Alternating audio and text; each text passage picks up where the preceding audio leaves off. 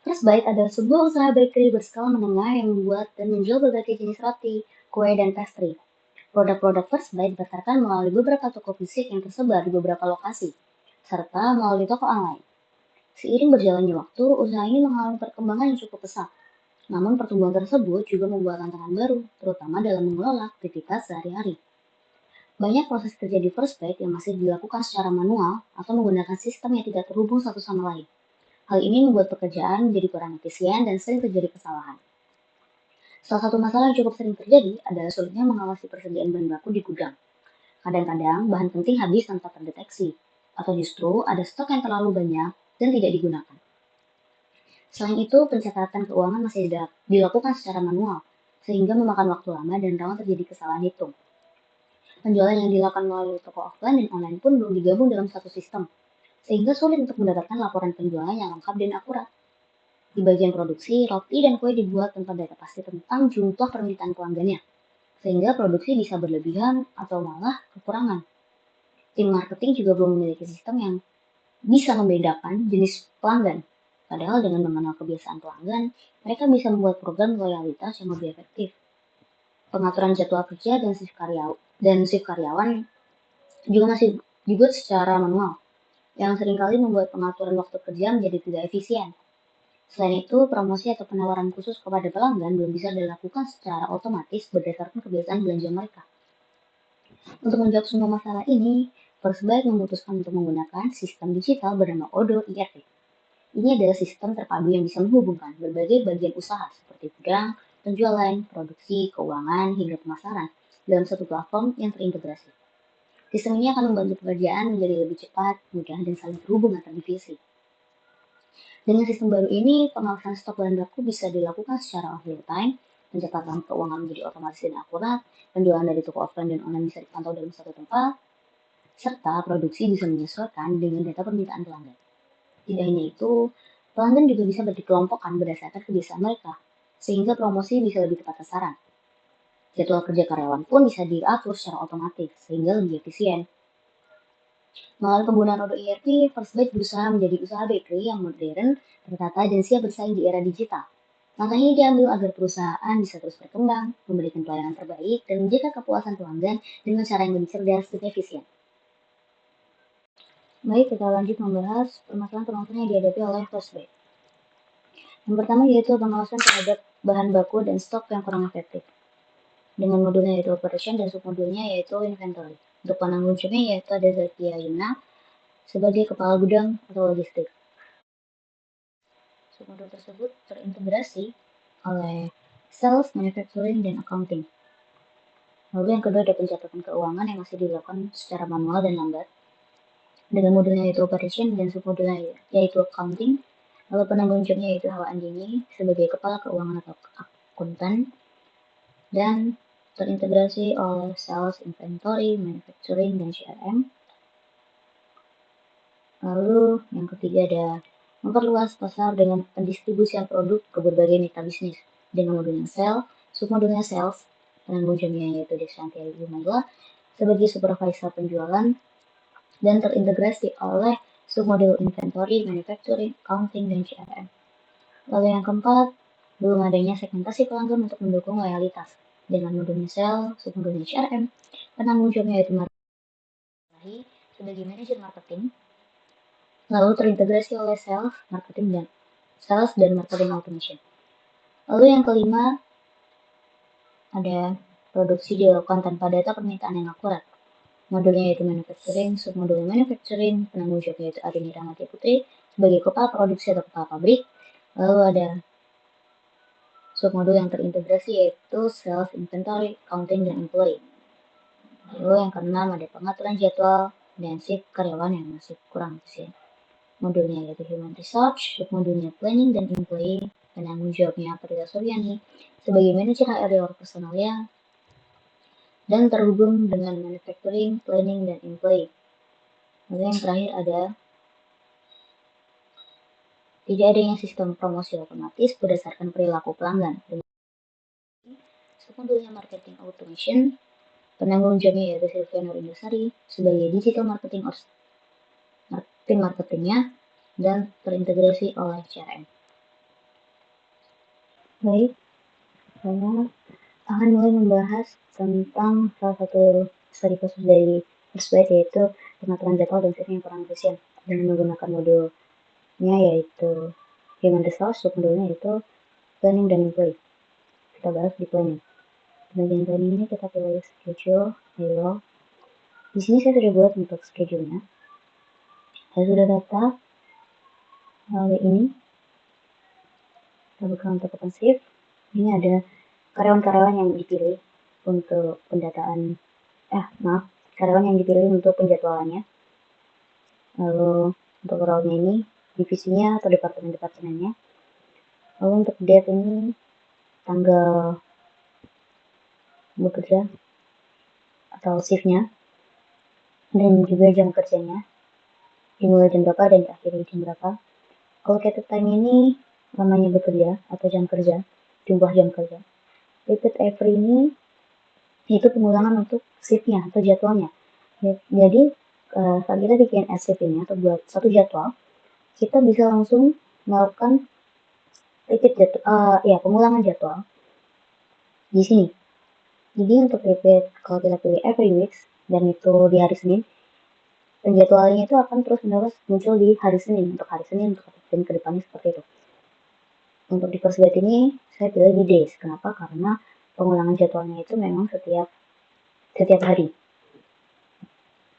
Jadi kita tidak perlu untuk membuat jadwal kayak harian. Untuk hari ini kita bikin jadwal untuk besok. Bukan hanya harian, bahkan untuk 1 minggu atau bahkan 1 bulan ke depan kita bisa langsung membuat jadwal itu di sini. Seperti yang terlihat nanti untuk pengulangan jadwalnya itu kita bisa cek di sini. Dari tanggal 18 kita bisa pilih untuk 1 bulan ke depan contohnya. Lalu kita apply. Nah, dan di sini akan muncul untuk penjadwalannya itu dalam bulan ini dan juga bahkan di bulan berikutnya, yaitu Juni. Lalu kita bahas role. Di role ini adalah pembagian untuk divisi atau departemennya untuk memudahkan di bagian schedule tadi dengan memasukkan data-data karyawannya. Namun, seperti yang sudah dari tadi kita bahas, saat membuat planning ini, hal utama yang harus kita lakukan justru mendata karyawannya. Ini hal pertama yang harus dilakukan, pendataan karyawan. Karena dengan pendataan ini, nanti kita baru bisa memunculkan data-data karyawan itu di bagian schedule. Di sini kita sudah masukkan untuk employee dari first byte. Di sini ada pembagian untuk departemen-departemennya.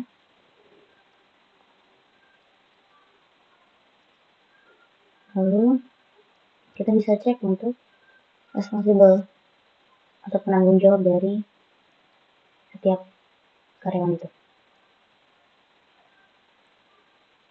Kecuali pada bagian produksi ini, untuk baker dan asisten baker itu mereka tidak langsung ke manajer operasional, tapi ke kepala produksi terlebih dahulu.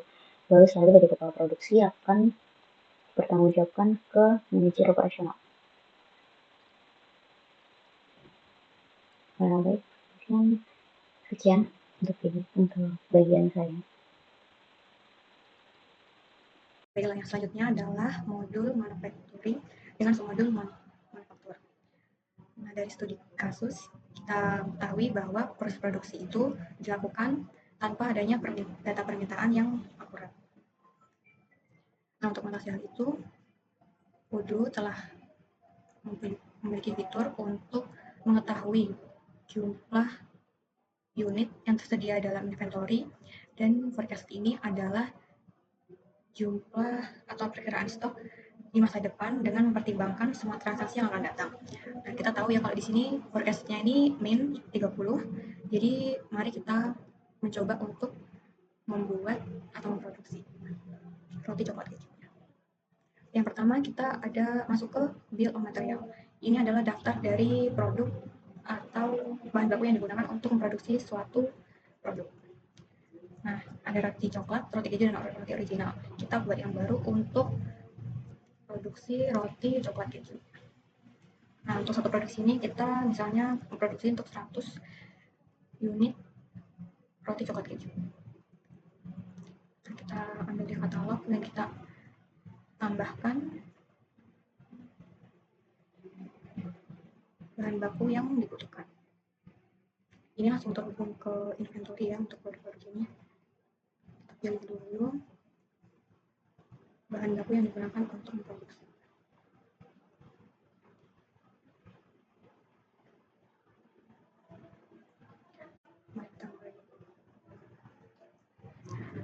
Lalu kita set ini kuantitinya untuk memproduksi 1 unit produknya.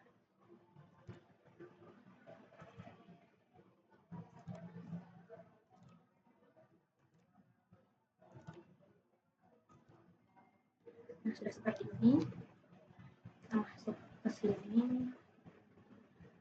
Ini kita cetak yang ini saja. Dan ini kita tulis 2 hari.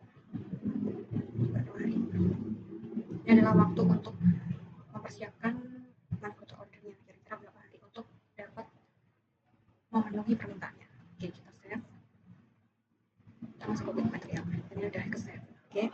Selanjutnya kita akan masuk ke manufaktur order atau kita akan mulai membuat permintaan produksi.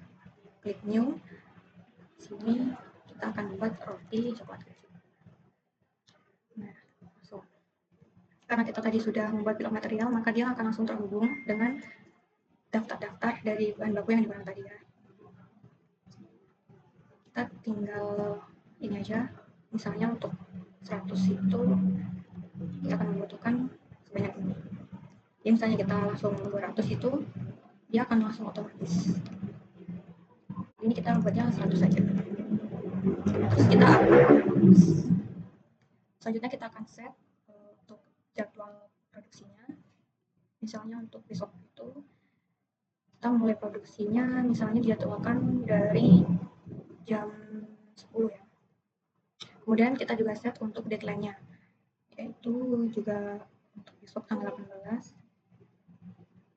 jam 5. Nah, manufaktur ini juga terhubung dengan karyawan ya. Ini terdapat responsibel atau orang yang bertanggung jawab dalam proses produksi ini. Ada banyak dan kita buat responsibelnya saya saja. Lalu kita save ya. Nah, ini langsung ada buat aku. Nah, ini untuk ini akan terhubung dengan manufaktur, terhubung dengan inventory untuk mengeceknya. Jadi nanti di inventory dia bisa confirm ini jika memang stoknya ini tersedia ya. Nah, ini ada riwayat dari beberapa proses produksi.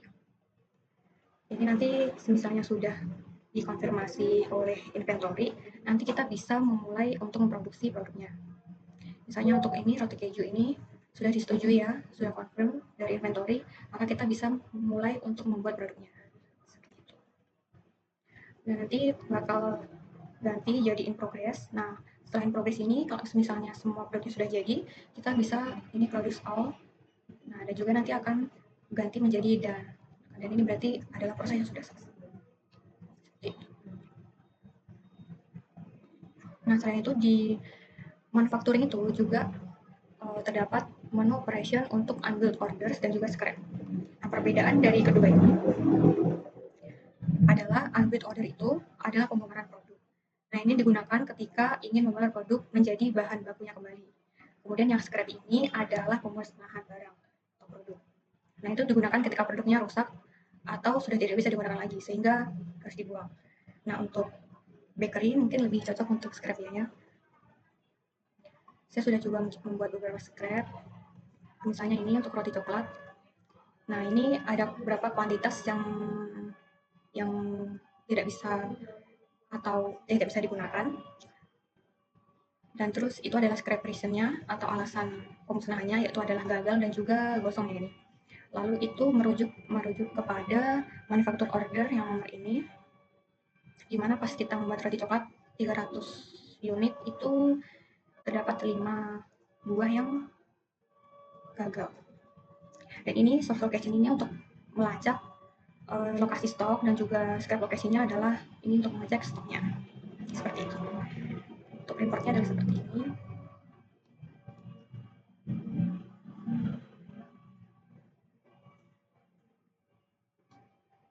Baik, cukup itu saja untuk proses submodul manufacturing. Baik, saya Zekia Sabluyumna sebagai Kepala Gudang atau Logistik yang bertanggung jawab pada modul operasi submodul inventory. Nah, studi kasusnya itu pengawasan terhadap bahan baku dan stok yang kurang efektif. Untuk submodul inventory sendiri terhubung dengan sales, manufacture, accounting. Kita menuju ke Odo. Ini tampilan awal dari inventory. Nah, kita bisa melihat receipt, internal transfer, deliver order, dan manufacture. Nah, jadi inventory ini bisa melihat dari stok barang yang tersedia di gudang dan memprosesnya, entah itu bahan baku atau bahan yang sudah jadi. Untuk yang manufaktur seperti ini merupakan integrasi inventory dengan manufaktur. Di sini inventory bisa melihat status dari manufaktur itu sendiri.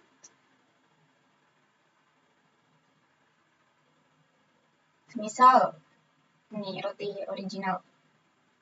Nah, ini tadi bisa di-confirm terlebih dahulu.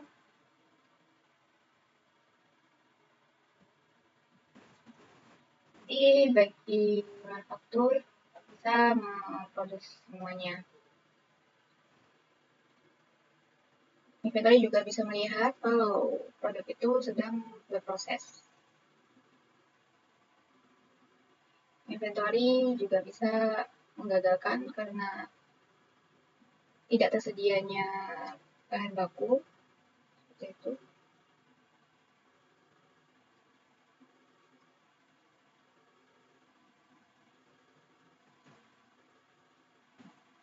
Kemudian inventory terhubung juga dengan sales seperti ini. Kita menuju ke awal balapan inventory. Nah, ini menuju ke sales, atau lebih tepatnya ini merupakan permintaan dari customer itu sendiri. Ada yang sudah selesai, terselesaikan dari permintaan customer itu. Kita coba klik yang ini.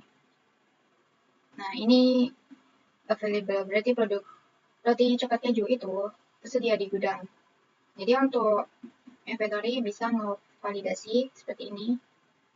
Nah, ini nanti akan terkirim atau informasinya akan diketahui oleh sales itu.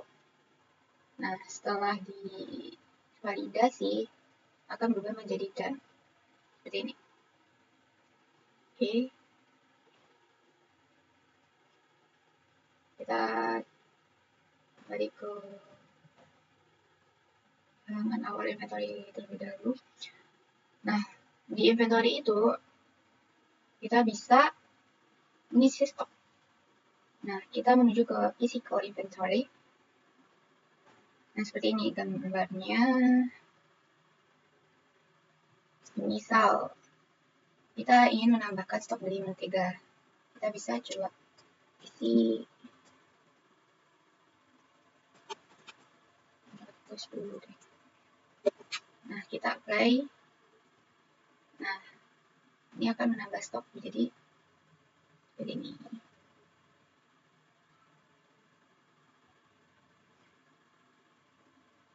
Kita bisa juga melihat produk-produk yang ada. Ini produk yang udah jadi, ini bahan bakunya. Kemudian inventory bisa melihat laporannya. Ini laporan stok seperti ini. Nah, ini permintaannya seperti ini. Ini on hand, incoming, outgoing, forecast.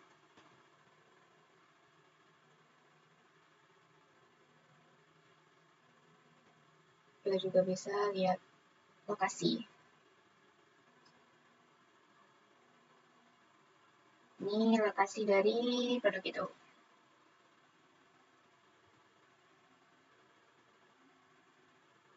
Ini kuantitasnya.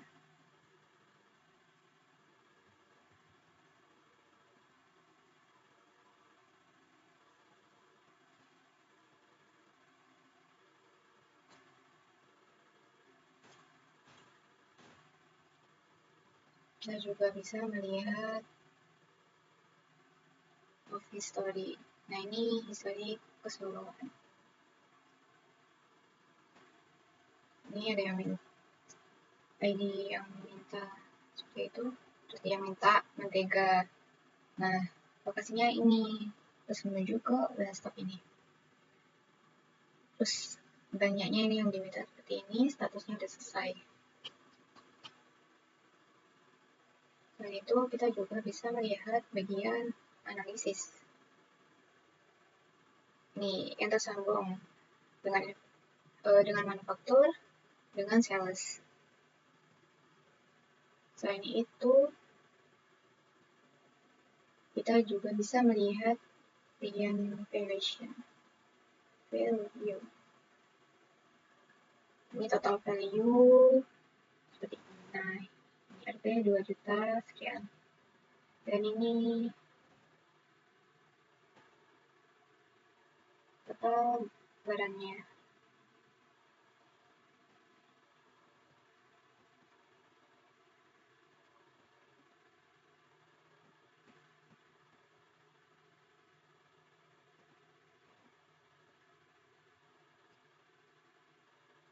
Kurang lebih seperti itu dari inventory.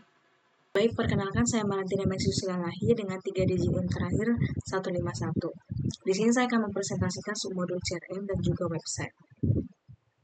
Untuk CRM, di sini saya akan membantu mengatasi permasalahan sesuai dengan studi kasus, yaitu belum adanya segmentasi pelanggan untuk mendukung loyalitas.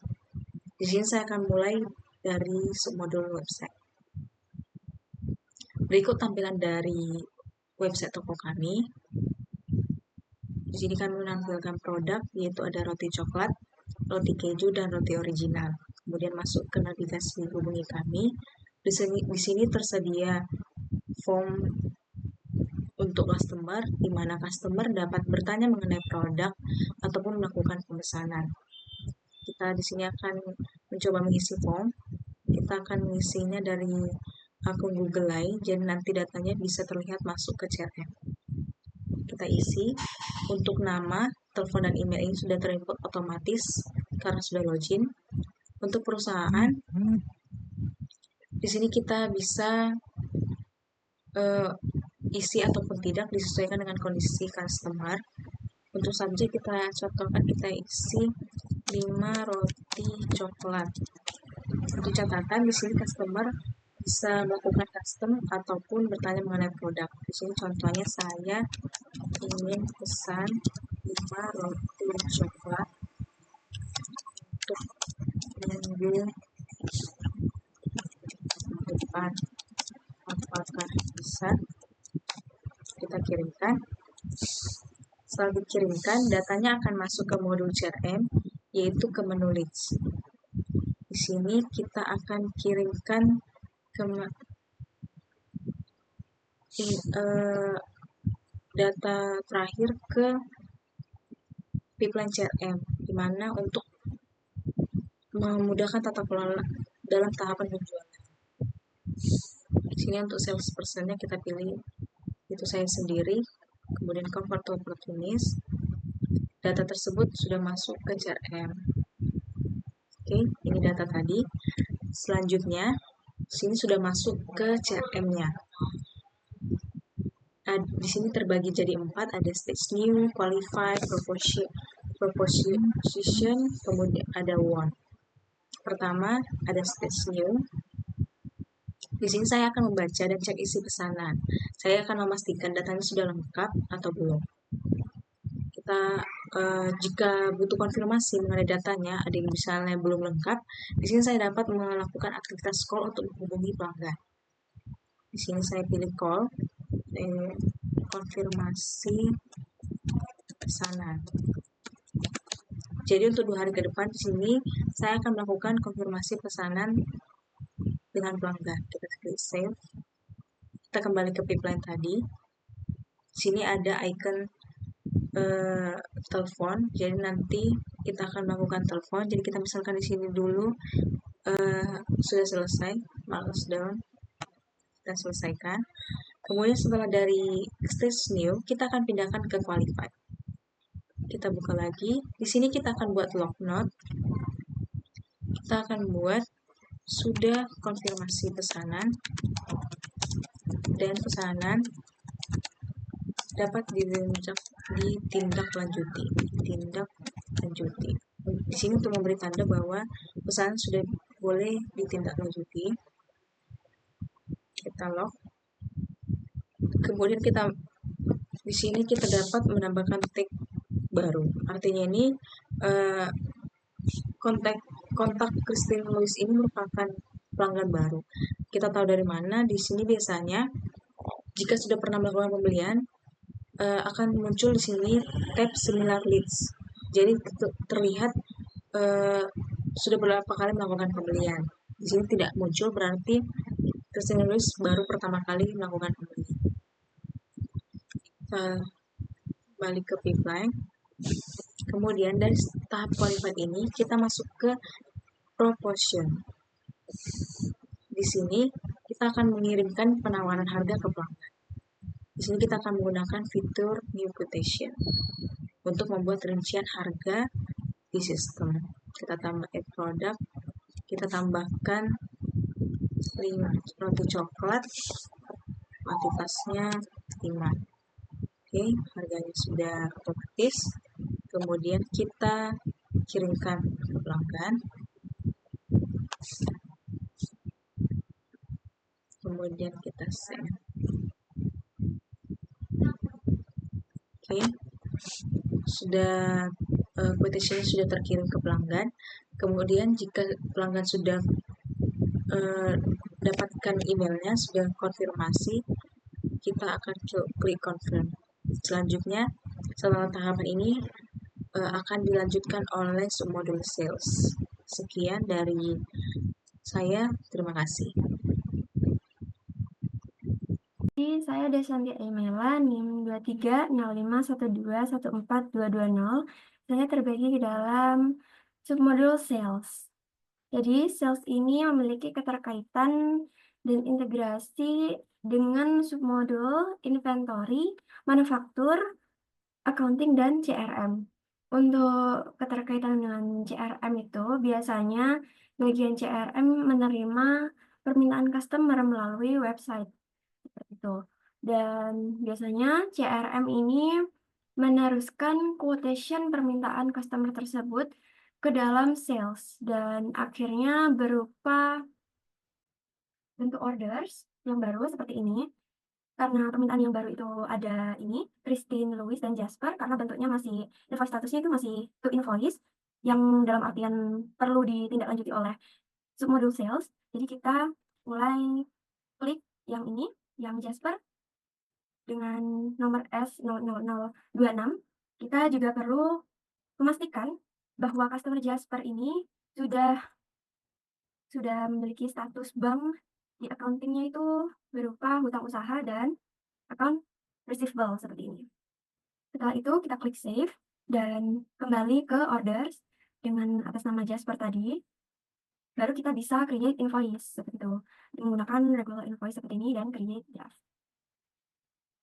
Setelah itu kita perlu mengconfirm orderan ini dan kita perlu melihat nih sales ordernya di atas sini dan melihat delivery-nya dan perlu kita validate sebelum payment. Kembali ke valuation, bisa kita cek ya di sini. Dan move-nya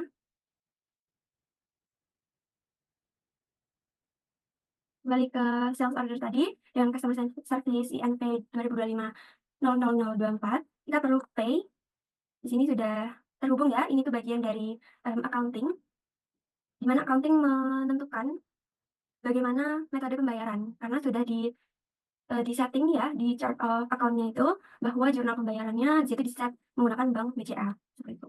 Sini create payment dan sudah terbentuk in payment. Kembali ke sales order tadi ini sekarang sudah full invoice seperti itu. Untuk keterkaitan dengan inventory itu misal kita membuat produk, membuat pesanan customer dari sales, itu modul ini bisa mengambil informasi dari inventory, seperti itu. Misal kita menggunakan customer Charlie atau customer Charlie membeli lewat sales seperti itu, jadi kita perlu melihat, katalog produk kita kan, karena Charlie membeli lewat sales dan ini adalah bentuk atau tampilan keterkaitan sales dengan inventory di mana kita bisa melihat juga produk-produk dan bahan-bahan dan, berbagai macam service yang ditawarkan oleh usaha First Bite di Odoo ini, seperti itu. Terima kasih. Baik, selanjutnya yaitu pembahasan tentang submodul marketing automation. Sini berdasarkan dengan studi kasus kelompok kami, yaitu saya sebagai tim marketing di sini mendapatkan permasalahan tidak adanya sistem promosi otomatis berdasarkan perilaku pelanggan. Nah, maka di sini modul marketing automation-nya cara membuatnya yaitu agar email-email atau promosi-promosi dari First Bite ini dapat terkirim kepada pelanggan secara otomatis. Mari kita buat yaitu yang pertama klik new, create campaign, kemudian kita buat eh, namanya dulu yaitu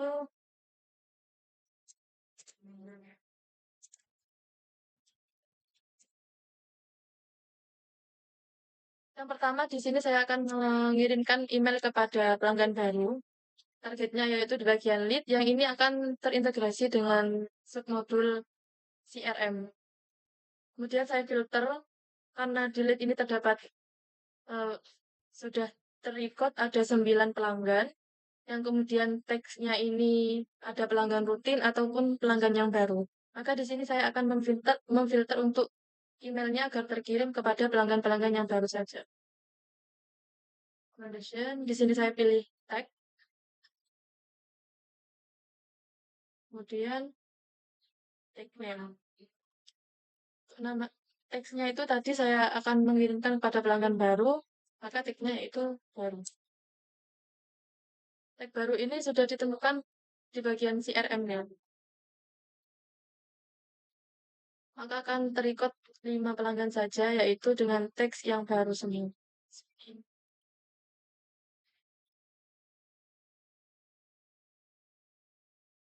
Kemudian buat aktivitas baru, yaitu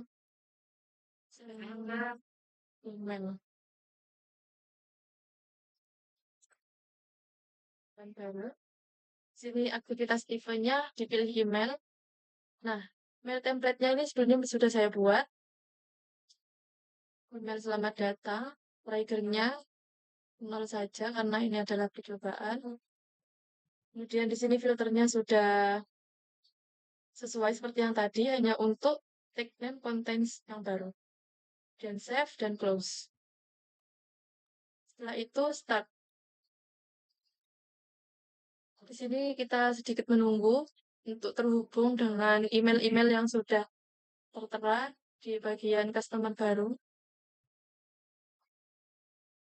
Nah, di sini sudah muncul partisipannya sudah tersambung dengan CRM.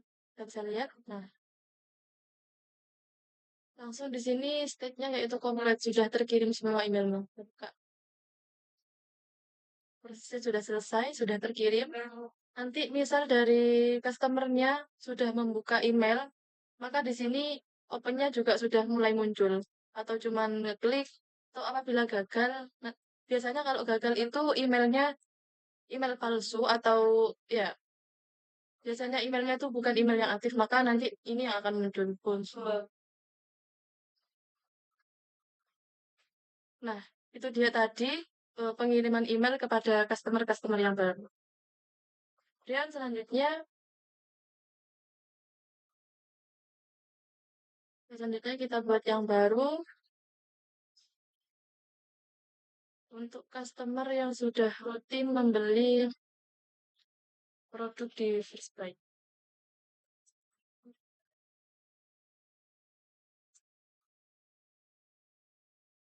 Sama seperti tadi, lebih seperti ini.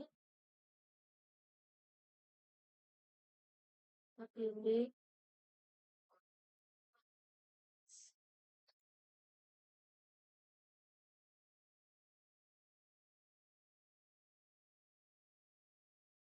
mana yang tadi untuk customer baru. Nah, yang sekarang untuk yang sudah rutin membeli di First Buy. Di sini yang membedakan, yang bisa membedakan antara pelanggan baru sama yang sudah rutin di tag-nya ini. Nah, bagian tag ini nanti diatur sama tim yang ada di CRM. Seperti itu. Mulai terrecord yaitu yang sudah mulai rutin ada 4 customer di sini. Dan buat aktivitas baru.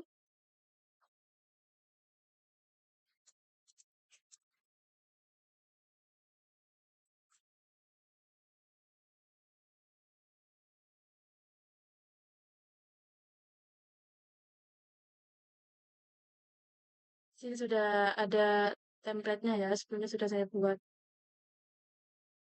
Nanti isinya kurang lebih seperti ini. Seperti ini. Jamnya 0 saja, karena ini hanya percobaan. Nah, di sini bisa terlihat filternya sudah mulai merecord 4 customer. Save dan close. Dan start. Sedikit menunggu lagi untuk menyambungkan dengan email customer. Baik, di sini sudah mulai tersambung. Itu dia, ya.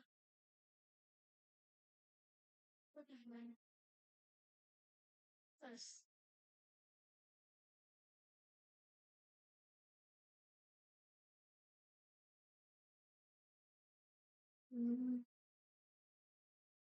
Di sini tulisannya tidak bisa terkirim ya, cancel. Karena email yang digunakan ini emailnya palsu atau tidak aktif. Karena ini hanya percobaan. Tapi kita kirim saja semua.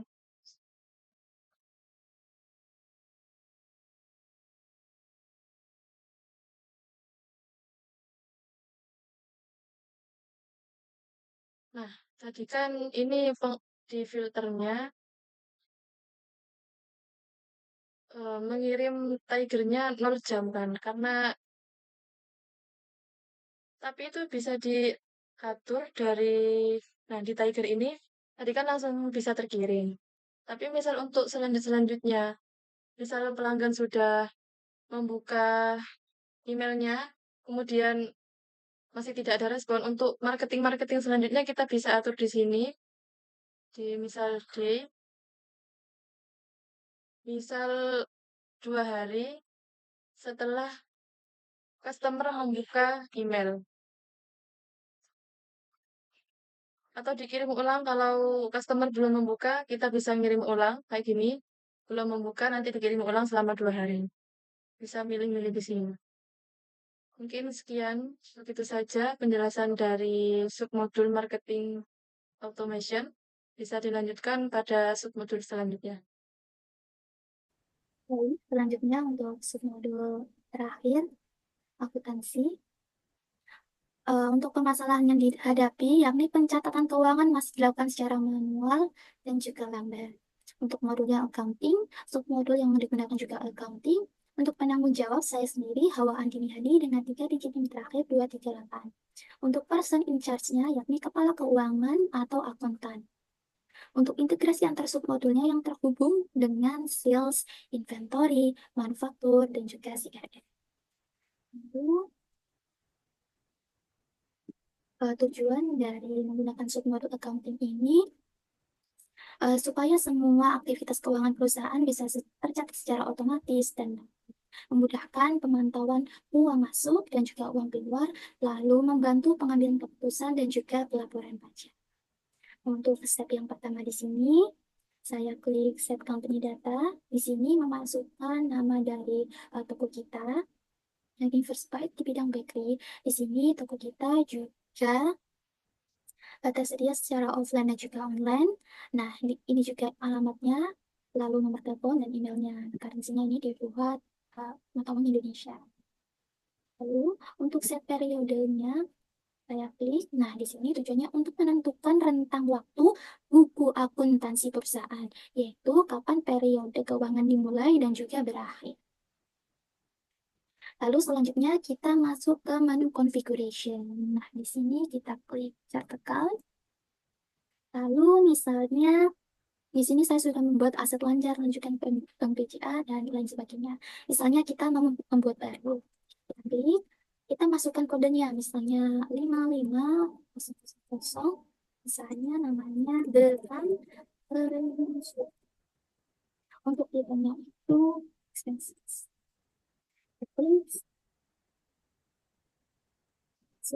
Lalu selanjutnya kita beralih ke menu customers. Kita klik invoice. Lalu di sini saya mendapatkan invoice dari submodul sales. Jadi accounting dan sales itu terintegrasi. Lalu selanjutnya ada payment. Nah, di sini ada yang sudah statusnya dibayar dan masih proses. Nah, misalnya udah ada yang dibayar nih, misalnya Tony. Kita klik, saya klik validate. Lalu paymentnya akan berubah menjadi, statusnya akan berubah menjadi dibayar. Lalu untuk ke produknya sendiri, saya mendapatkan dari submodul inventory dan juga manufaktur. Nah, di sini contoh dari produk kami, roti coklat, roti keju, dan juga saya bisa melihat barang bahan pokok, misalnya garam, gula pasir, dan lainnya. Lalu kita klik yang bagian customer ini, saya mendapatkan ini dari CRM. Jadi saya bisa melihat customer-customer yang sudah memesan di toko kami. Lalu selanjutnya kita beralih ke menu vendor. Di sini kita klik bills. Nah, di sini ini kami ada 2 vendor. Yang pertama ini vendor untuk bahan pokok. Jadi saya mendapatkan produk-produk ini dari inventory dan juga manufaktur. Misalnya ini proses statusnya proses and payment. Ini untuk vendor peralatan, misalnya box produk, plastik produk, dan tas produk. Ini saya juga mendapatkan dari inventory dan juga manufaktur. Untuk refundnya ini, misalnya ada barang yang rusak, bisa di-refund. Misalnya box produknya rusak, bisa di-refund. Lalu untuk paymentnya sendiri, ini statusnya sudah terbayarkan. Lalu produknya di sini, saya juga bisa melihat produk-produk ini dari inventory dan manufaktur, sama seperti di menu customer ini. Lalu untuk vendornya, di sini saya ada 2, yang saya sudah jelaskan sebelumnya. Ini untuk peralatan seperti box plastik, dan lain sebagainya. Lalu ini untuk bahan pokok seperti gula, garam, dan sebagainya. Misalnya nih, kita mau membuat produk baru yang ingin dibeli. Kita misalnya kita hapus dulu. Nah, ini apply, lalu klik, misalnya langsung kita ke katalog aja. Nah, misalnya kita tes produk, pay to build. Nah, ini sudah masuk. Seperti itu saya mendapatkannya. Misalnya kita klik confirm. Nah, ini statusnya memang belum terbayar. Nah, lalu selanjutnya kita beralih ke menu accounting. Nah, di sini jurnal entries ini digunakan untuk mencatat transaksi keuangan ke dalam buku besar. Nah, di sini invoice dari sales juga masuk. Di sini saya juga membuat saldo awal. Saldo awalnya ini dari bagian akun aset tetap, dari setoran awal ke aset tetap, misalnya 150 juta, lalu aset lancar 50 juta, modal pemilik 100 juta, modal mitra 50 juta, utang mitra 50 juta. Misalnya seperti itu. Lalu kita masuk ke jurnal items nih. Jurnal item ini menampilkan rincian baris-baris dari seluruh entry jurnal. Nah, misalnya tadi down payment, lalu modal pemilik, modal mitra, utang mitra, dan lain sebagainya. Lalu ini untuk aset. Aset ini digunakan untuk mengolah aset tetap gitu, seperti mesin atau bangunan. Seperti bangunan ini misalnya. Lalu selanjutnya kita masuk ke reporting nih. Reporting ini balance sheet-nya nih. Balance sheet-nya dari aset tetap kita di perusahaan kita. Aset saat ini. Nah, ini yang tadi yang belum terbayarkan. Nah, ini hasil dari liabilities ditambah dengan equity. Lalu untuk labanya seperti ini.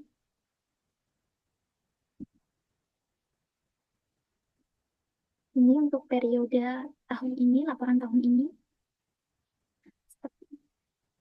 Untuk jurnal umumnya seperti ini. Lalu kita kembali ke dashboard. Misalnya ini dari jurnal purchase. Sini memang belum terbayarkan. Baik, sekian yang dapat saya sampaikan dan juga sekian yang dapat kami sampaikan dari kelompok 5. Kurang lebihnya kami mohon maaf. Wassalamualaikum warahmatullahi wabarakatuh.